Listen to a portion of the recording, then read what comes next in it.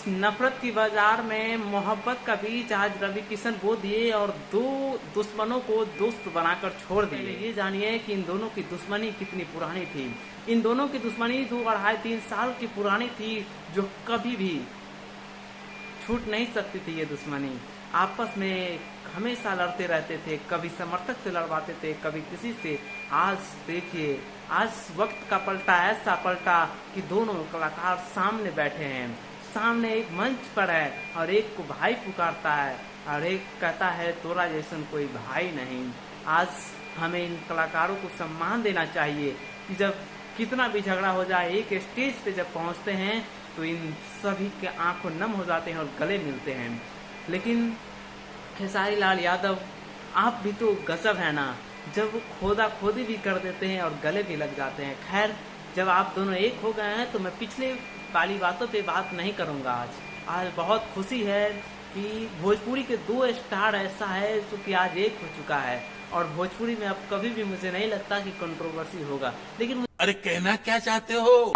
जी हाँ दोस्तों, 2 दुश्मन जो आपस में भिड़ रहे थे, पवन और खेसारी, आज वो एक हो चुके हैं और भोजपुरी के लिए ये गर्व की बात है। लेकिन आपको ये पता होना चाहिए कि रवि किशन को इन दोनों को एक करने के लिए कितनी मेहनत करनी पड़ी, कितनी पापड़ बेलना पड़ा, ये आपको पता होना चाहिए। सिर्फ आप ये सोचते हैं कि पवन खेसारी एक हो गए तो अब सब कुछ सही होगा, नहीं होगा। रवि किशन ने किस चाल के तहत और किस षड्यंत्र के बदौलत उन्होंने इन दोनों को एक किया, ये आपको जानना चाहिए। लगता है कि इससे पहले भी दोनों एक हुए थे, फिर कंट्रोवर्सी हुआ और मुझे ये विश्वास है कि फिर से कंट्रोवर्सी होगा। लेकिन अभी फिलहाल मस्त है, चल रहा है, मस्त चल रहा है। इसी तरह पवन और खेसारी अगर भोजपुरी इंडस्ट्री में बना रहे तो शायद भोजपुरी का नक्शा बिगड़ जाएगा। अब आपको बताते हैं कि रवि किशन किस षड्यंत्र के तहत इन दोनों को एक करवाए हैं। आपको बता दें कि पवन सिंह अब चुनाव लड़ने वाले हैं और चुनाव में पवन सिंह को बहुत ज़्यादा समर्थन की आवश्यकता है।